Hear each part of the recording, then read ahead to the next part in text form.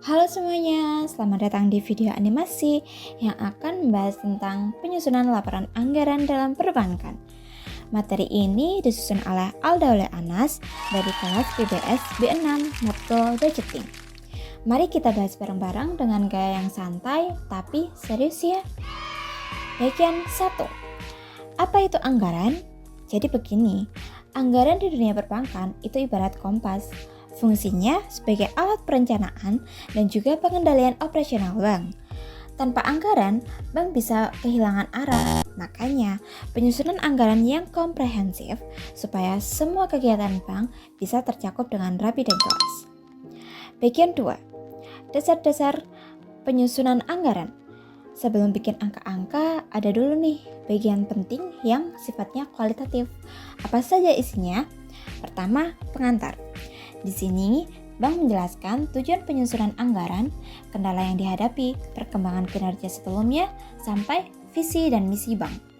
Lalu, ada sasaran usaha yang dirumuskan dari hasil studi awal, analisis SWOT, misalnya target peningkatan ROA, ekspansi cabang baru, atau pengembangan produk ekspor. Terus, jangan lupa soal asumsi. Karena kita bicara soal masa depan, ya pasti penuh ketidakpastian. Makanya perlu asumsi ekonomi baik dari dalam maupun luar bank. Nah, kalau sudah tahu tujuannya, bank juga harus paham kendala utama yang bisa menghambat rencana. Itu yang disebut critical point. Contohnya keterbatasan modal, risiko kredit, atau kelemahan sistem. Setelah itu, baru deh dirumuskan target-target usaha yang lebih rinci, kayak jumlah karyawan yang direkrut atau pelatihan manajer cabang. Dan terakhir, bank juga menyusun standar kinerja dan biaya, misalnya waktu pelayanan teller, biaya administrasi bulanan, dan sebagainya.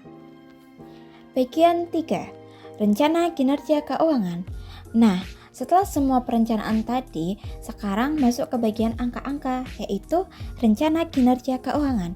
Anggaran ini biasanya disusun dalam bentuk yang pertama ada laporan laba rugi gabungan, yang kedua ada laporan laba rugi per unit kerja, yang ketiga ada laporan per nasabah besar, dan tentunya anggaran neraca permodalan. Bank juga harus memperhatikan pos-pos komitmen dan kontingensi alias potensi kewajiban di masa depan yang belum masuk neraca. Bagian 4, evaluasi lewat rasio keuangan. Oke, terus gimana cara bank tahu anggaran sukses atau enggak? Nah, jawabannya ada di rasio keuangan. Rasio ini jadi alat ukur yang objektif. Misalnya, rasio likuiditas. Buat tahu seberapa siap bank bayar kewajiban jangka pendeknya. Kemudian yang kedua ada ROA dan ROE.